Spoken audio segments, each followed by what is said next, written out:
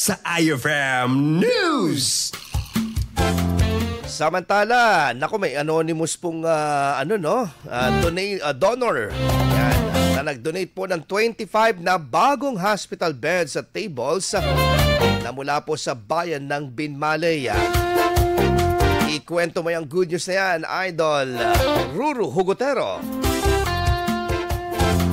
Isang anonymous na donor ang hinahangaan ngayon sa bayan ng Binmaley matapos magkaloob ng 25 brand new hospital beds at tables para sa mga pasilidad pangkalusugan ng bayan. Lubos ang pasasalamat ng pamahalaang bayan ng Binmaley sa nasabing donasyon na inaasahang makakatulong upang makapagbigay ng mas maayos, ligtas at komportableng serbisyo sa mga pasyente. Itinuturing itong isang mahalagang hakbang tungo sa pagpapalakas ng serbisyong medikal sa komunidad, lalong-lalo na sa gitna ng patuloy na pangangailangan sa mas modernong pasilidad sa kalusugan. Bagamat piniling manatiling hindi makilala ng donor, ang kanyang bukas palad na pagtulong ay nagsisilbing inspirasyon sa iba pang mga mamamayan upang tumulong at makibahagi sa ikakabuti ng nakakarami. At yan ang ating good news. Ako si Idol Ruru Hugutero, Tatag IFM.